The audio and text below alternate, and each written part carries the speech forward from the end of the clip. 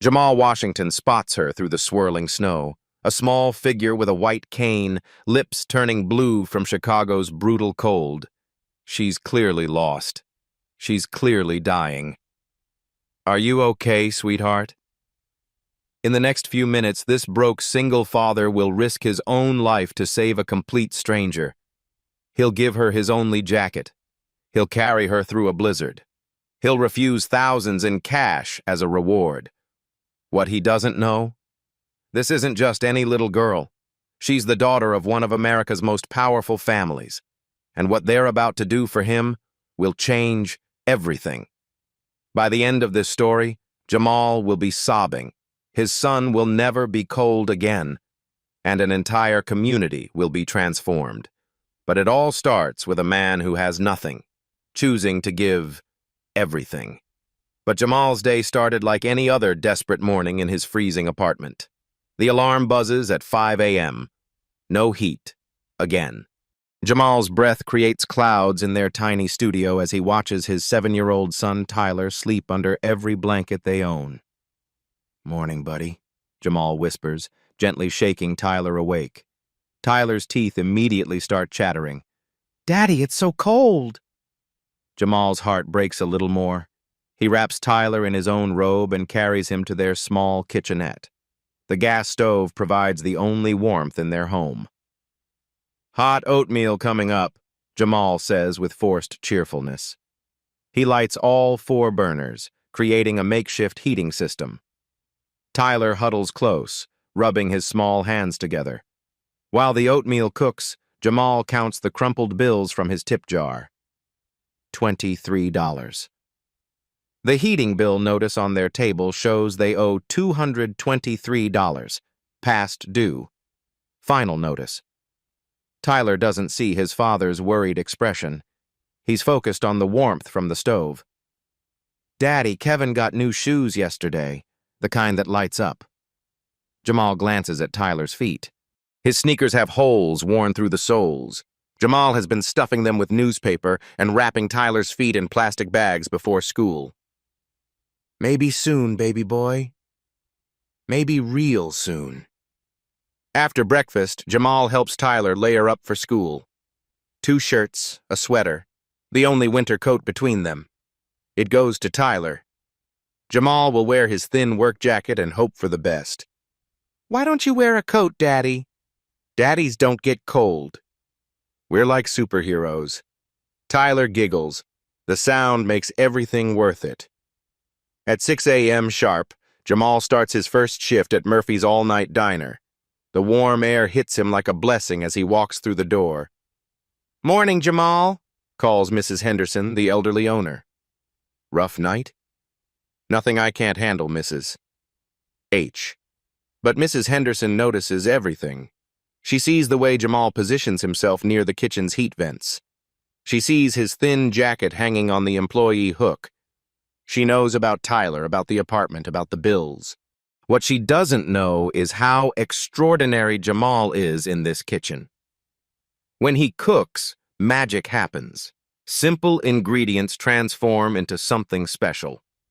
His scrambled eggs aren't just eggs. They're creamy, perfect clouds that melt in your mouth. His pancakes aren't just pancakes. They're fluffy, golden circles of comfort that make people forget their troubles. Regular customers specifically request Jamal's table because they know the food will be different, better, made with something extra. "Order up," Jamal calls, sliding a plate across the pass. Steam rises from perfectly golden hash browns and eggs that look like they belong in a magazine. Mr. Rodriguez, a construction worker who comes in every morning before his shift, takes his first bite and closes his eyes. "Man, Jamal, I don't know what you do to these eggs, but they taste like my grandmother's cooking." Jamal smiles. "Just a little love, Mr. R. That's all." What Mr. Rodriguez doesn't know is that Jamal learned to cook from his late wife, Sarah. She had a gift.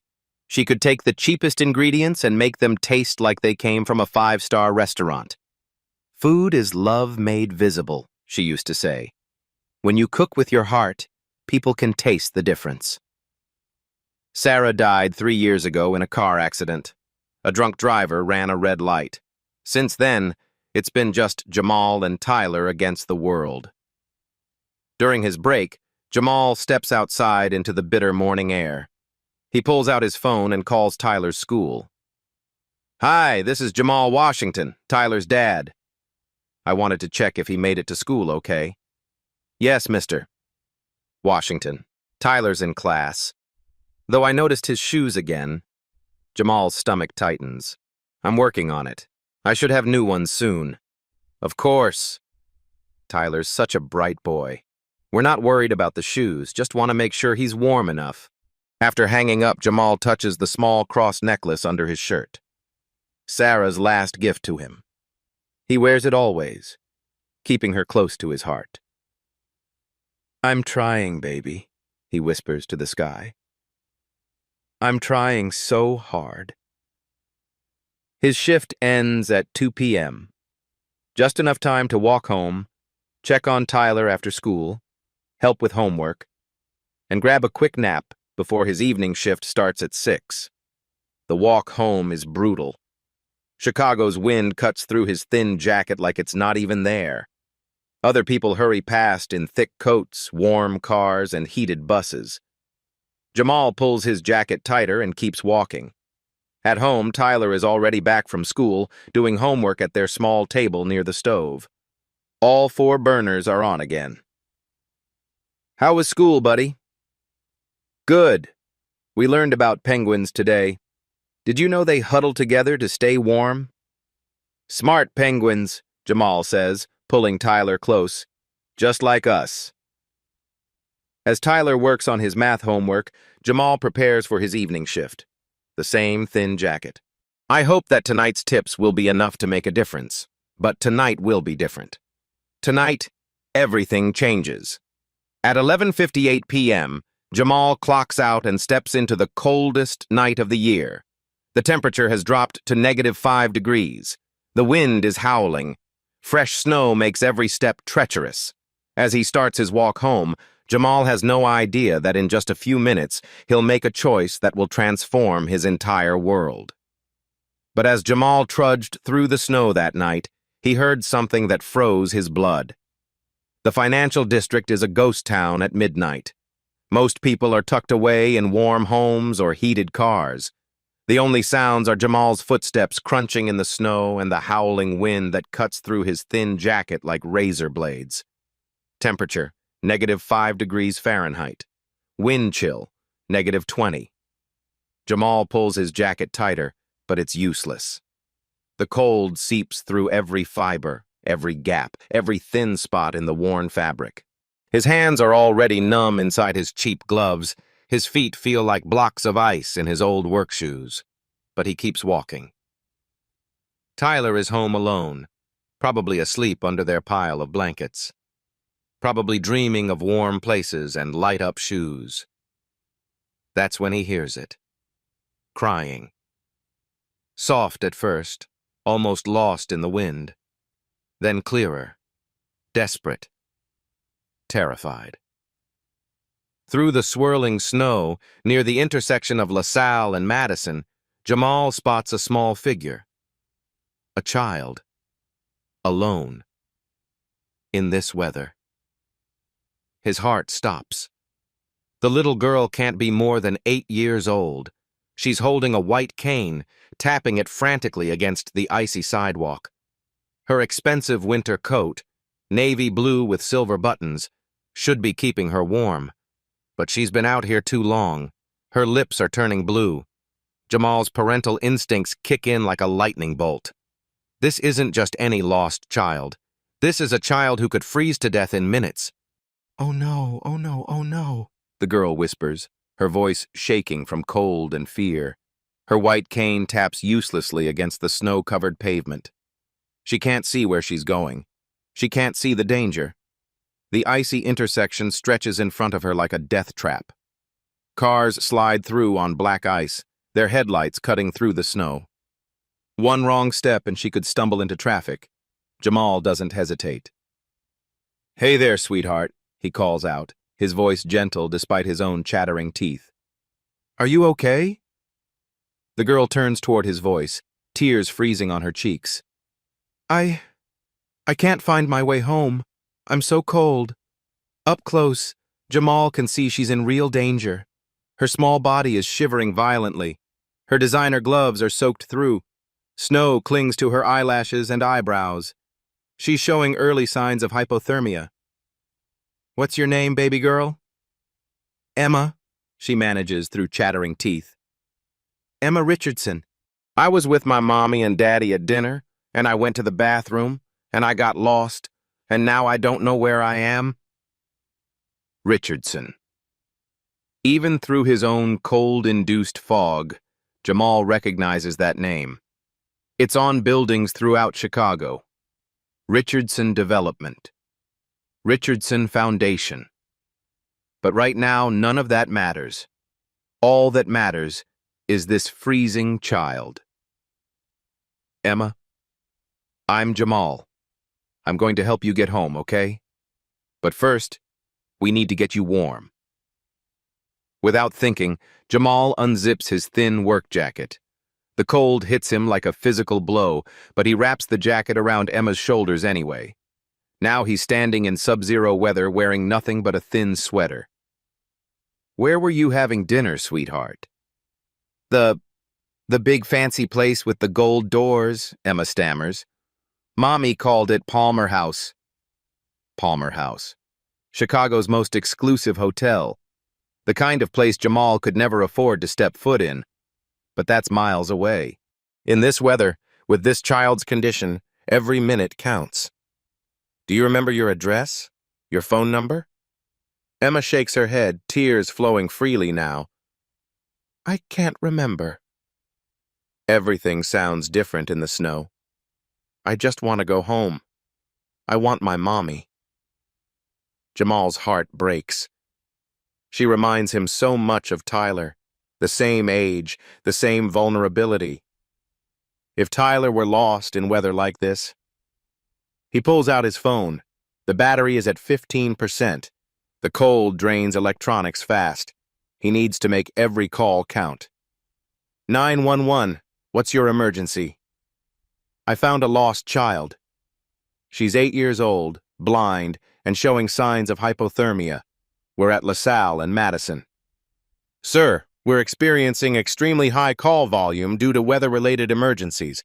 Response time is currently 60 to 90 minutes. 60 to 90 minutes. Emma doesn't have that long. Can you transfer me to someone who can help locate her parents? Sir, our systems are overwhelmed. I recommend taking the child to the nearest police station or hospital. Jamal looks around. The nearest police station is 12 blocks away. The nearest hospital is even further. In this weather, carrying a hypothermic child that distance could kill them both. But staying here will definitely kill Emma. Emma, honey, I'm going to carry you somewhere warm, okay? Do you trust me? Through blue lips, Emma nods. You sound nice, like my daddy. That's when Jamal makes the decision that will change everything. He lifts Emma into his arms, feeling how small and cold she is. She weighs almost nothing, but she's shivering so hard it's like holding a leaf in a hurricane. I'm going to get you home, baby girl. I promise. As he starts walking through the storm, carrying a stranger's child while wearing nothing but a sweater, Jamal has no idea that this moment of pure selflessness is about to unlock a future beyond his wildest dreams. What Jamal did next, despite his own freezing situation, revealed a heart that couldn't be frozen. The moment Emma is in his arms, Jamal's focus shifts completely. His own cold becomes secondary. His own discomfort disappears. Every fiber of his being is now dedicated to one mission: keeping this little girl alive. Okay, Emma, we're going to play a game, he says, his voice steady despite his chattering teeth. I need you to stay awake and talk to me, okay? Tell me about your family. He starts walking, each step deliberate and careful on the icy sidewalk. The wind whips around them like a living thing, trying to steal what little warmth they have left. My daddy builds things, Emma says weakly, her small arms wrapped around Jamal's neck. Big buildings, And Mommy helps people who don't have enough food. Jamal adjusts his grip, pulling Emma closer to his chest. His sweater is soaked through now, offering no protection against the sub-zero wind. But he uses his body heat to create a small pocket of warmth for her. That sounds wonderful. What else? We have a big Christmas tree. Bigger than anything. And lights everywhere.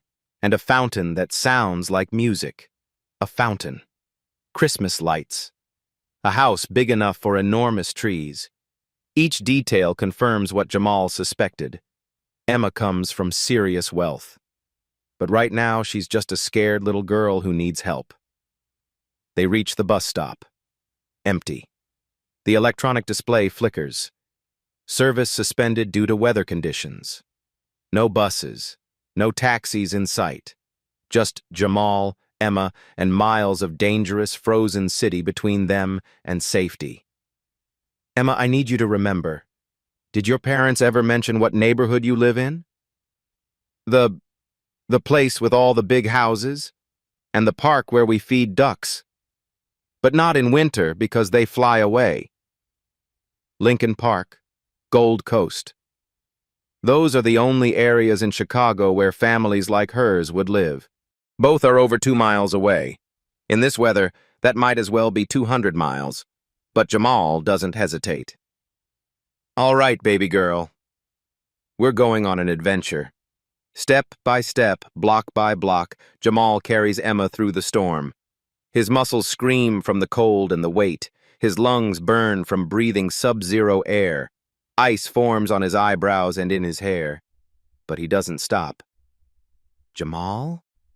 Emma's voice is getting weaker. Yeah, sweetheart? Are you an angel?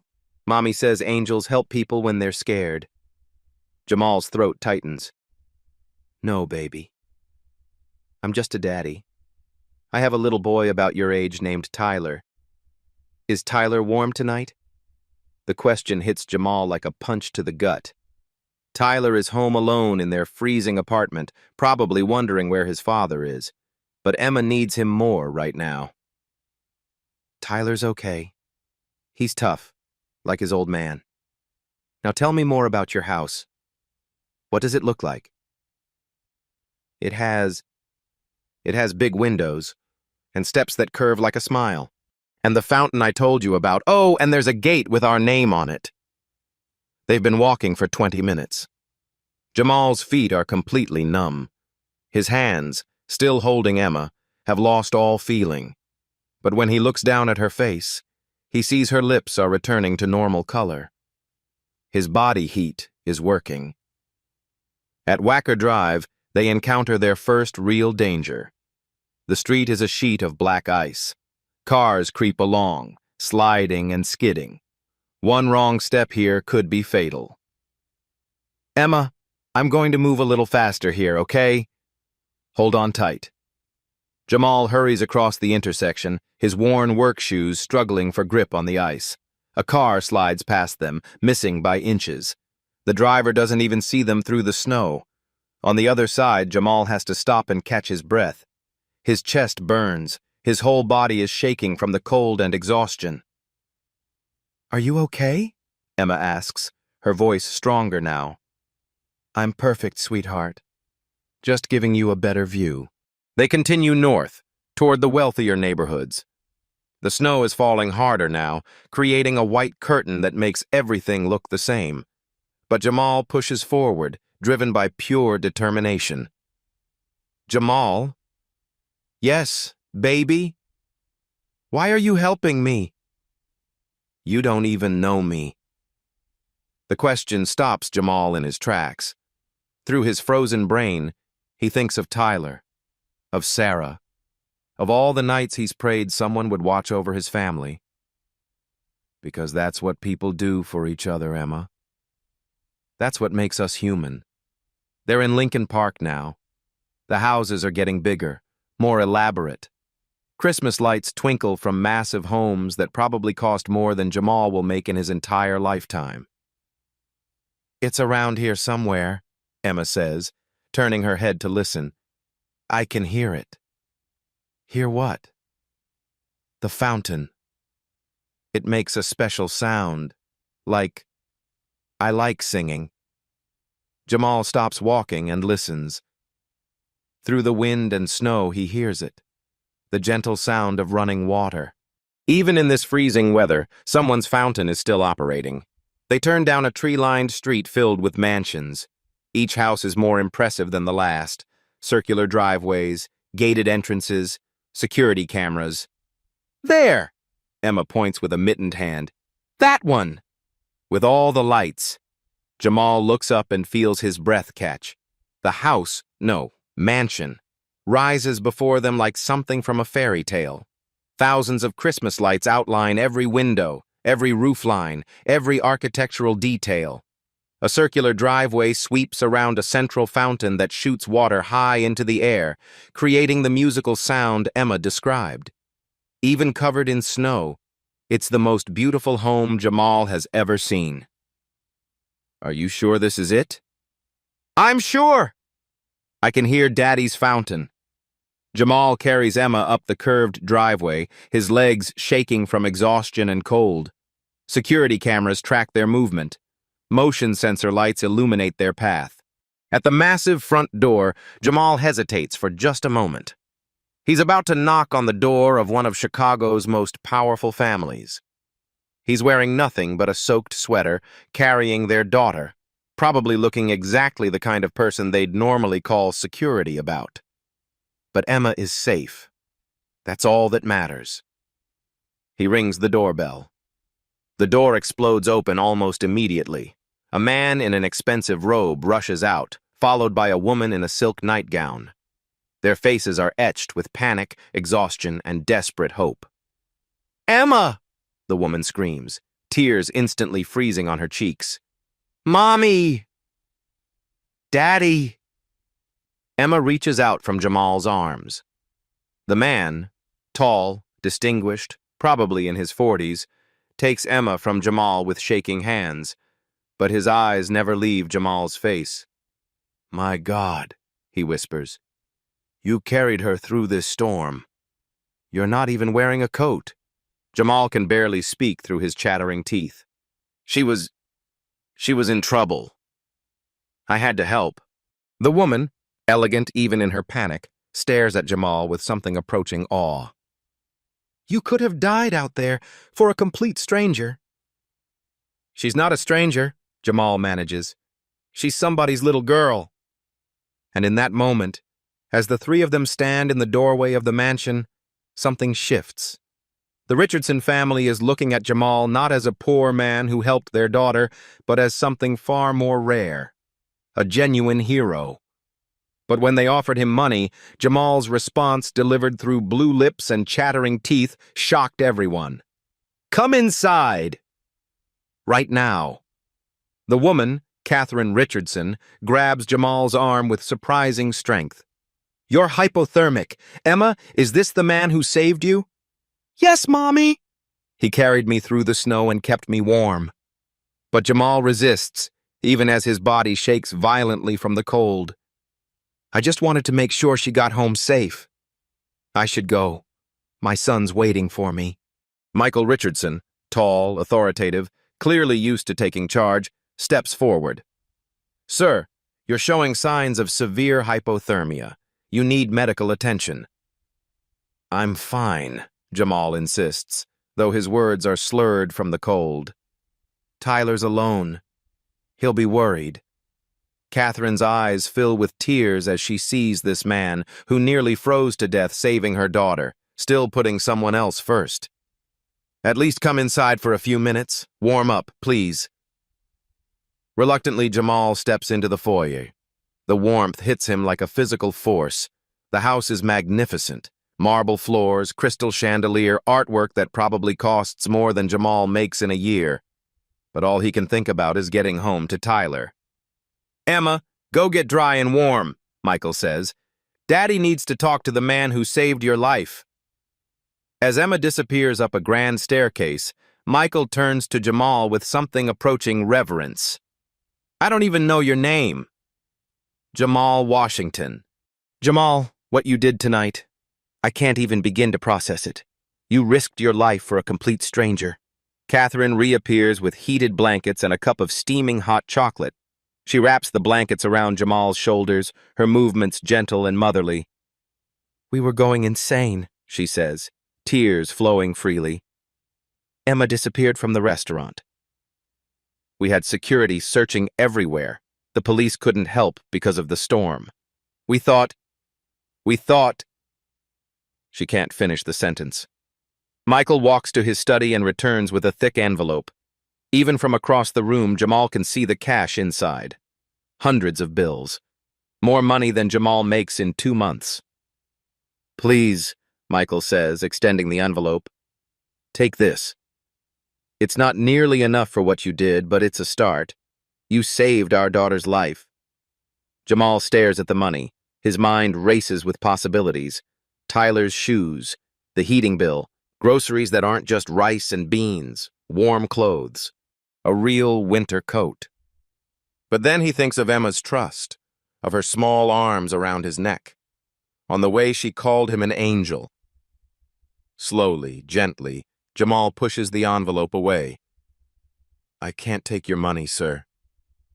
The room falls silent except for the ticking of an ornate grandfather clock. I'm sorry? Michael's voice is barely a whisper. I can't take money for helping a child, Jamal says, his voice stronger now that he's warming up. I have a son about Emma's age. His name is Tyler. If he was lost in a storm like that, I'd pray someone would help him. Not for money, just because it's the right thing to do. Catherine gasps. You have a 7-year-old son? And you're out here in this weather because you have to work? Jamal nods. 2 jobs, trying to make ends meet. But that doesn't matter. Emma is safe. Michael stares at Jamal as if seeing him for the first time. You're telling me you risked hypothermia to save our daughter, and you won't accept any reward? She's safe. That's all the reward I need. But Michael isn't giving up. He reaches into his wallet and pulls out a business card. Then at least take this. If you ever need anything at all, you call me. Jamal accepts the card politely, barely glancing at it before sliding it into his pocket. Thank you, sir.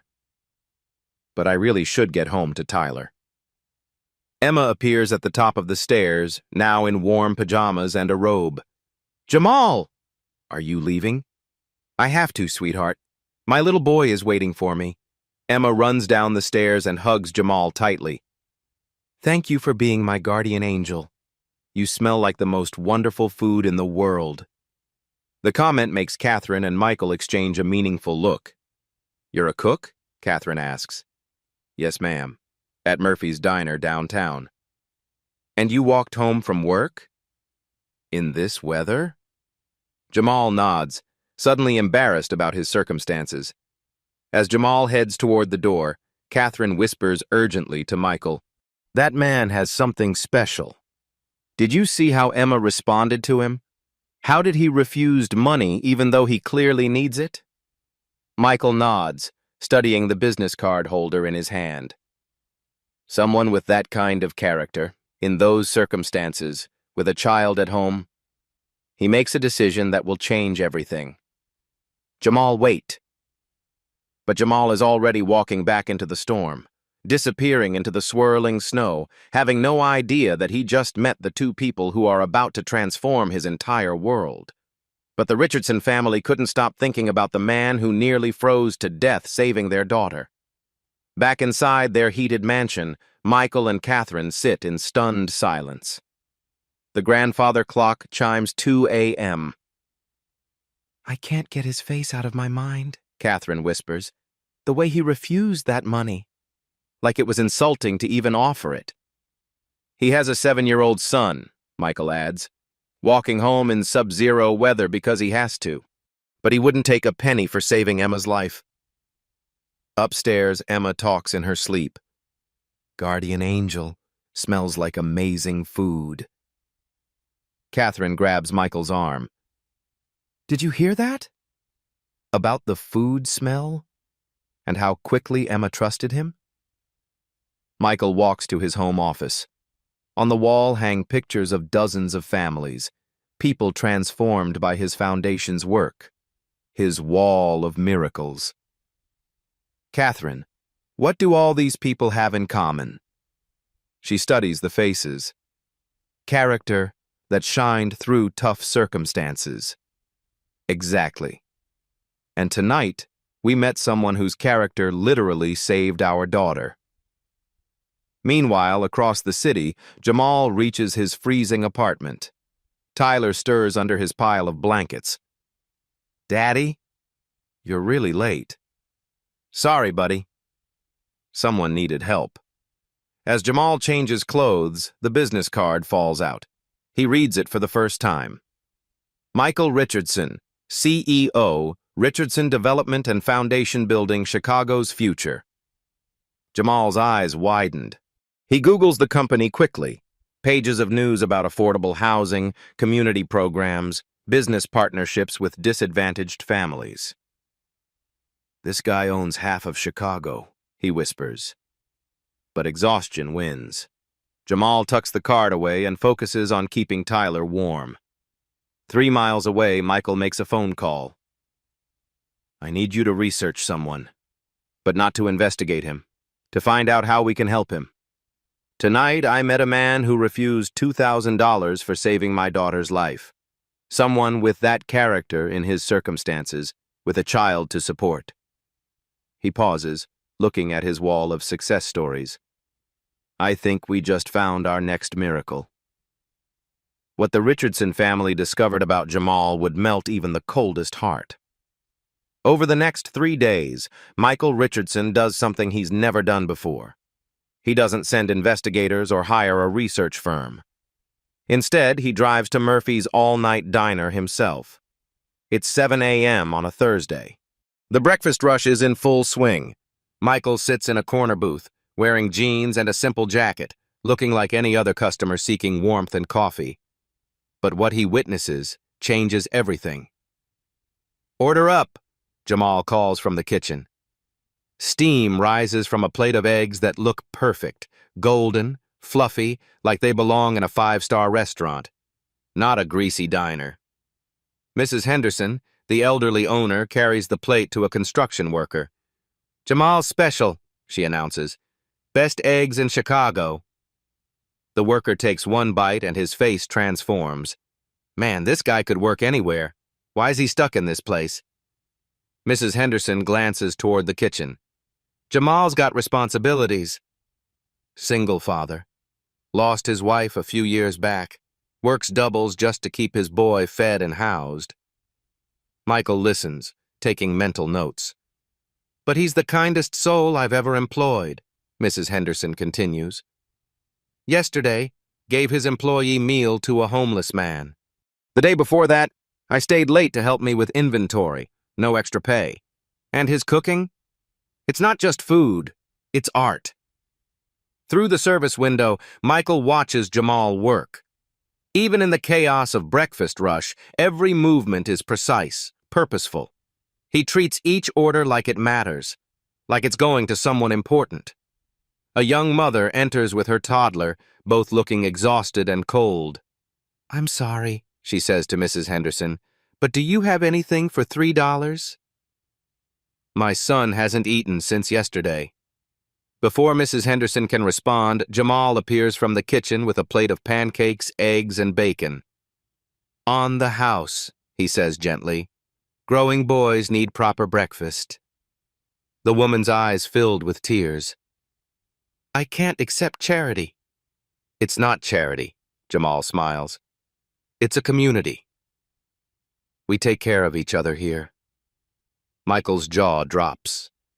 This man who walks home in sub-zero weather because he can't afford bus fare just gave away a meal worth $10.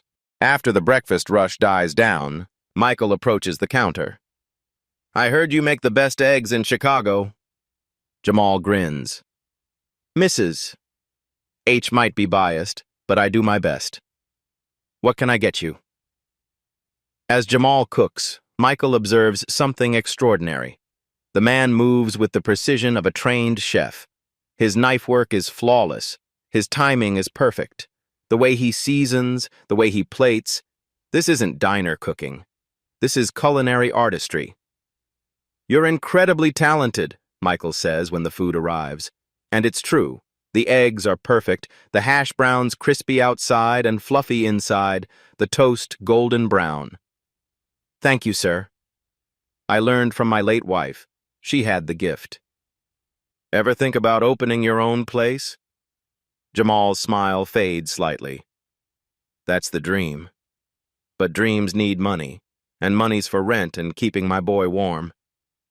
Michael pays his bill and leaves, but not before hearing Mrs. Henderson tell another customer, "That's Jamal Washington, the best man I know. If I could afford to pay him what he's worth, he'd own this place by now." That afternoon, Michael makes another discovery. He visits Tyler's school. Tyler Washington? The principal's face lights up. "Wonderful boy." Bright as they come. His father comes to every parent-teacher conference, helps with homework despite working 2 jobs. Tyler talks about him constantly. What does he say? That his daddy is a superhero who makes magic with food. That he takes care of everyone. Last month, Tyler brought lunch for a classmate whose family was struggling. Said his daddy taught him that sharing food is sharing love. Michael's heart pounds. This isn't just about one act of kindness in a snowstorm. This is about a man whose entire life is built on helping others. But the biggest revelation comes that evening. Michael returns to the diner during Jamal's second shift. The dinner crowd is smaller, more intimate. He watches as Jamal transforms simple ingredients into extraordinary meals. A meatloaf that makes an elderly woman cry with happiness. Soup that seems to heal a sick customer's soul. "Excuse me," Michael says to Mrs. Henderson. "That man in your kitchen, he's special." Special doesn't begin to cover it. You know what he did last winter? Used his own tip money to buy space heaters for customers who couldn't afford heating bills.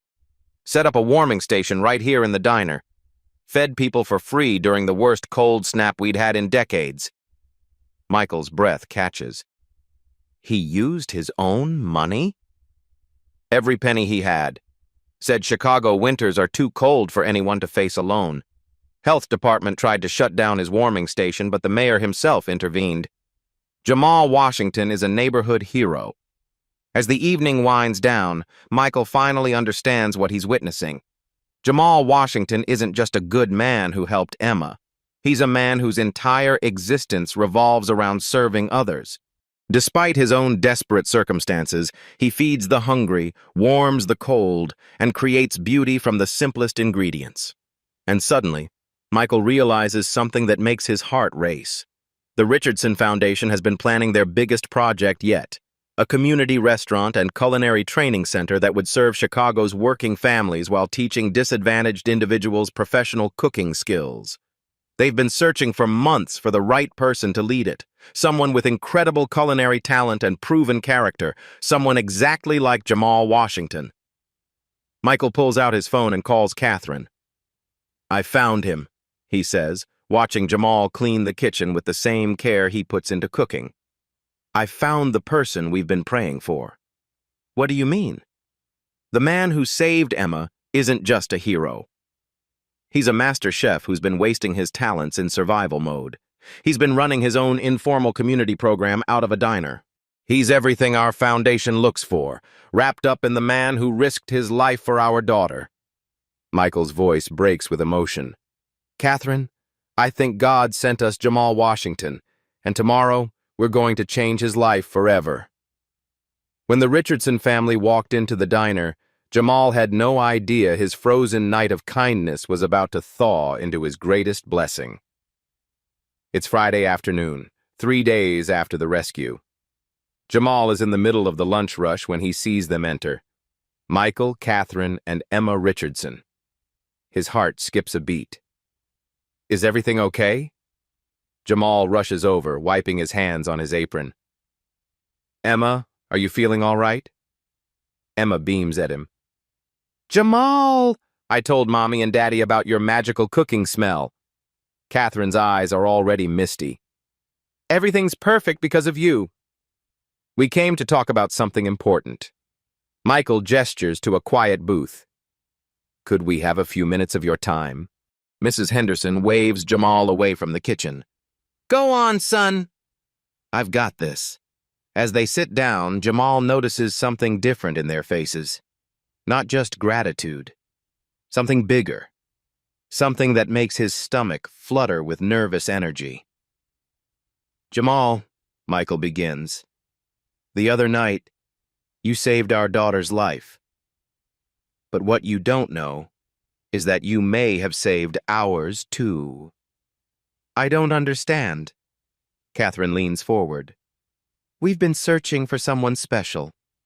Someone with extraordinary culinary talent and proven character. We've interviewed dozens of chefs, visited countless restaurants, and met with culinary school graduates. But we couldn't find what we were looking for. What were you looking for? Michael's voice carries deep emotion. Someone who understands that food is more than sustenance, that cooking is an act of love, that sharing a meal can change someone's entire day. Emma pipes up. Someone whose food smells like angels cooking. Jamal laughs nervously. I still don't understand what this has to do with me.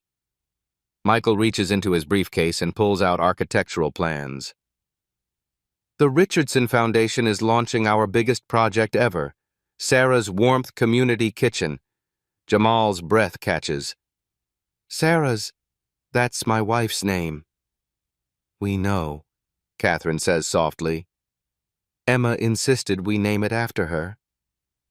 She said the angel who saved her must have had an angel watching over him.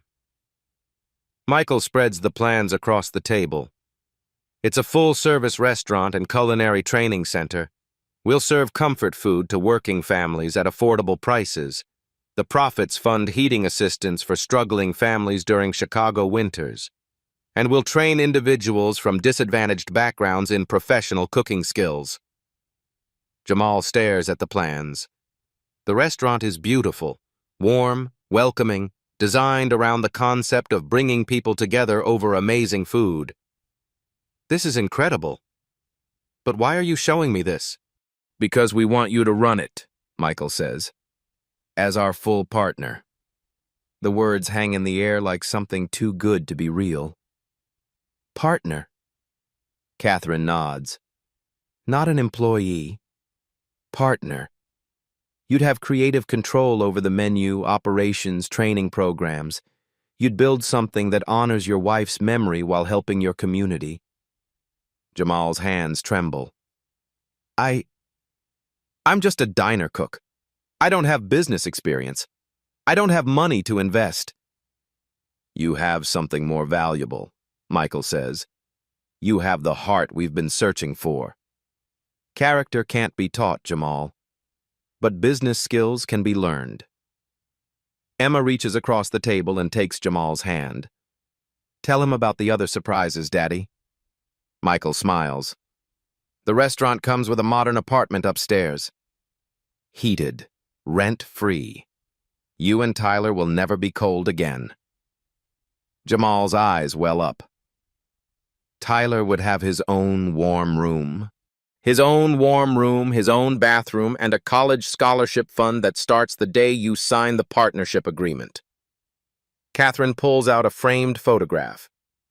We had this made for you. It's a picture of Sarah that Jamal recognizes from her social media, but it's been beautifully printed and framed. Below it, an engraved plaque reads, Sarah Washington. Her recipes warmed hearts. Her love lives on. That's when Jamal breaks. Tears stream down his face as he holds the picture. 3 years of struggle, of cold nights, of worrying about Tyler, of missing Sarah. It all comes pouring out. I can't believe this is real. Emma squeezes his hand. It's real! And you'll teach people to cook like angels, just like you taught yourself. The financial details, Michael continues gently, include a base salary of $180,000 annually, plus profit sharing, Full health benefits for you and Tyler. Access to the best culinary equipment money can buy. Marketing support to share Sarah's recipes with all of Chicago. Sarah always said her recipes could change the world, Jamal whispers through his tears. She said food made with love could heal anything. She was right, Catherine says. And now we can prove it together. Michael leans forward. There's only one requirement, Jamal. Jamal's heart sinks. What's that? You continue being exactly who you are. The man who gives away meals to hungry families, the man who refused money to save a child, the man who creates warmth in the coldest circumstances. We don't want to change you, Catherine adds. We want to amplify you. Emma bounces in her seat. And I get to taste all the angel food whenever I want. Jamal looks around the diner where he's struggled for so long, at Mrs. Henderson, who's been watching from behind the counter with tears in her eyes, at the customers, who've become like family. What about Mrs. Henderson? What about this place? We'd love to hire Mrs. Henderson as our community outreach coordinator, Michael says, and we'll make sure this diner gets all the support it needs to keep serving the neighborhood. Jamal closes his eyes and touches the cross necklace under his shirt. Sarah, baby, can you believe this? When he opens his eyes, the Richardson family is watching him with hope and love. So, Michael asks quietly, will you be our partner in creating something beautiful? Through his tears, Jamal manages to say the words that will change everything. Yes. Yes, I will. 6 months later, the warmth Jamal created had melted barriers throughout Chicago. Opening day, Sarah's Warmth Kitchen. The line stretches around the block. Not because people are desperate, but because they're excited. Word has spread through Chicago's neighborhoods about something special happening on North Lincoln Avenue. The restaurant is everything the plans promised, and more. Warm wood, comfortable seating, an open kitchen where families can watch Jamal work his magic. But the most striking feature is the wall of photos, dozens of images showing Sarah's recipes being prepared, each one labeled with a story about love and community. Welcome to Sarah's Warmth Kitchen, Jamal says to the first customer, a construction worker he recognizes from Murphy's Diner, where every meal is made with love. The worker takes his first bite of Jamal's signature meatloaf, Sarah's recipe, perfected over months of testing. His eyes close in bliss. Man, this tastes like home, like my grandmother's kitchen. That's exactly what Jamal hoped to hear. Tyler's transformation. In their heated apartment above the restaurant, Tyler sits at a real desk doing homework. Not at a kitchen table near a stove, but at his own desk in his own warm room, wearing new clothes that actually fit. Dad, Kevin's mom wants to know if she can bring their family for dinner tomorrow, Tyler calls out. Of course, Jamal responds from the kitchen below. The more the merrier. Tyler's confidence has bloomed like a flower in spring. He helps serve meals on weekends, learning business skills and developing his own passion for hospitality. His college fund grows every month, and for the first time in his life, he talks about the future with excitement instead of worry. Community impact statistics. The numbers are staggering. 2,500 families served hearty, affordable meals every month. Heating Assistance Fund helps 600 families stay warm during Chicago's brutal winters. 45 individuals trained in professional cooking skills. 18 people found permanent employment in restaurants across the city. 4 trainees opened their own food trucks. Community Warming Center inside the restaurant saves lives during polar vortex events media coverage, Chicago Tribune headline, From Frozen Hero to Community Warmer. The Jamal Washington story, WGN Morning News, features a live cooking segment where Jamal demonstrates Sarah's famous cornbread recipe. This recipe has been feeding people's souls for generations, he tells the host. Now it's feeding the whole city. Chicago Magazine names Sarah's Warmth Kitchen Restaurant of the Year with the tagline, Where Comfort Food Meets Community Impact. The Ripple Effects. Other restaurants across Chicago begin adopting similar models. The Sarah Standard becomes shorthand for restaurants that prioritize community service alongside profit. Richardson Foundation expands the model to Detroit, Milwaukee, and Minneapolis. Each new Sarah's Kitchen is run by someone whose character was proven through hardship.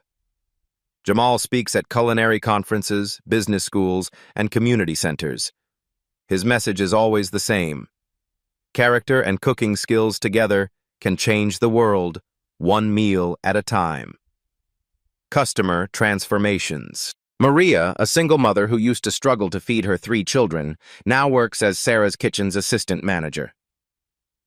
Jamal didn't just give me a job, she says during a TV interview.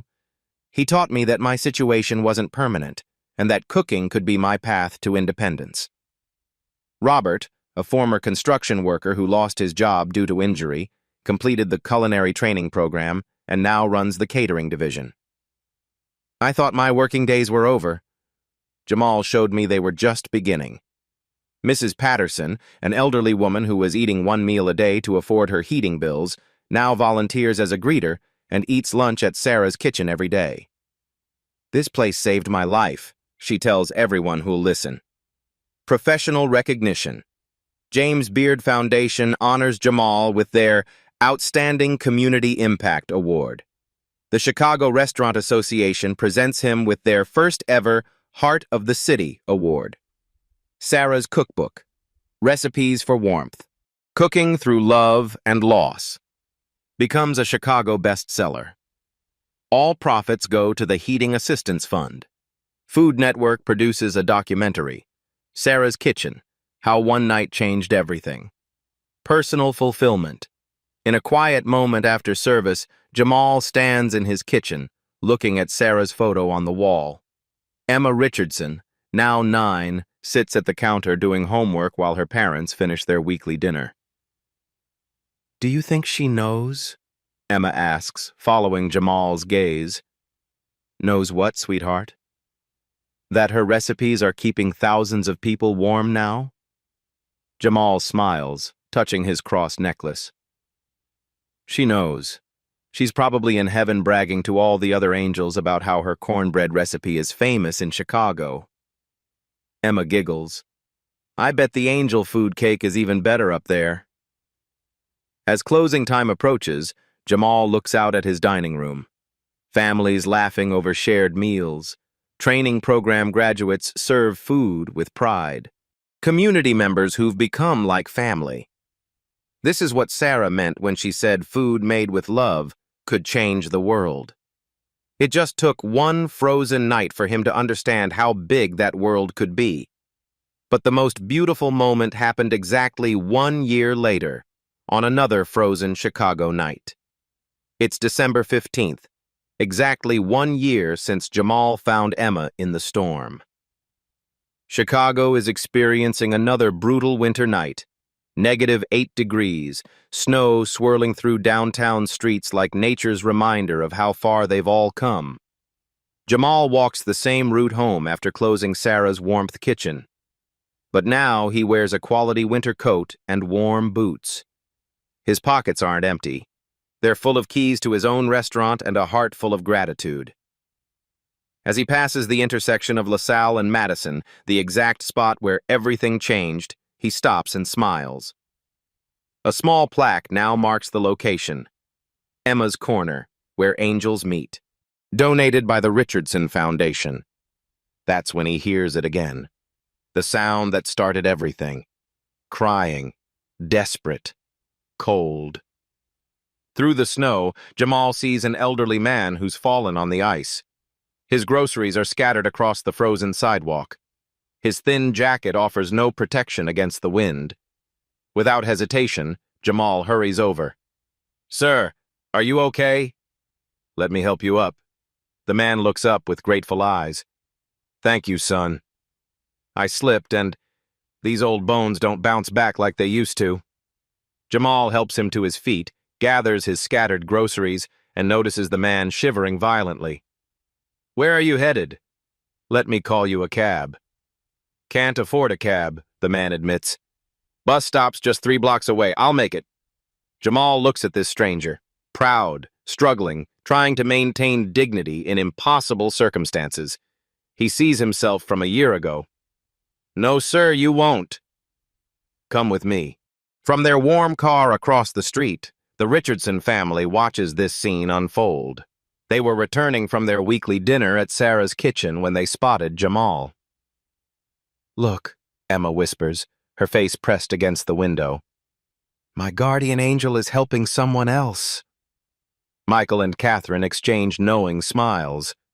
They've watched Jamal transform from desperate to prosperous, but his heart has remained exactly the same. "Some things never change," Catherine says softly. "And thank God for that," Michael adds. They watch as Jamal walks the elderly man to Sarah's warmth kitchen, unlocks the door, and invites him inside for a warm meal and a ride home. The Living Legacy.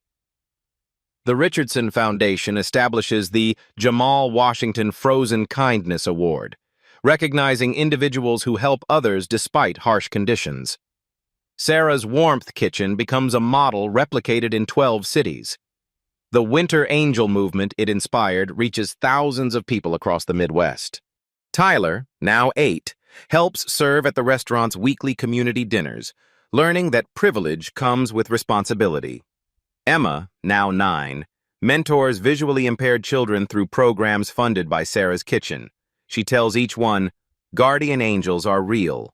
I know because one saved my life." Full circle. Later that night, in their warm apartment above the restaurant, Tyler helps Jamal prepare for the next day's service. "Dad, why did you help that man tonight?" "You already helped so many people." Jamal pauses, looking at the framed photo of Sarah next to the original Richardson business card, now displayed as a reminder that kindness is never wasted. "Because that's what people do for each other, buddy. That's what makes us human." Tyler nods, understanding. "Like the penguins we learned about. We huddle together to stay warm." "Exactly like the penguins," Jamal smiles. "Except our huddle keeps growing bigger." Jamal's story proves that the coldest nights can lead to the warmest blessings. One frozen evening, one lost child, one man who chose another's warmth over his own comfort. That single decision melted away barriers and warmed an entire community. Maybe you'll never meet someone like the Richardsons, but kindness doesn't need a reward to matter. Every warm gesture on a cold day creates fires that spread far beyond what you can see. Tonight, if you see someone facing life's winter alone, be their warmth. Not because of what you might receive, but because of the heart you choose to show. Tyler learned it perfectly. We huddle together to stay warm, and our huddle keeps growing. If this story warmed your heart, share it with someone who needs to believe that spring always follows winter. Hit that like button if you believe in guardian angels. Subscribe for more stories proving kindness is the greatest warmth of all. What warmth will you share in someone's coldest moment?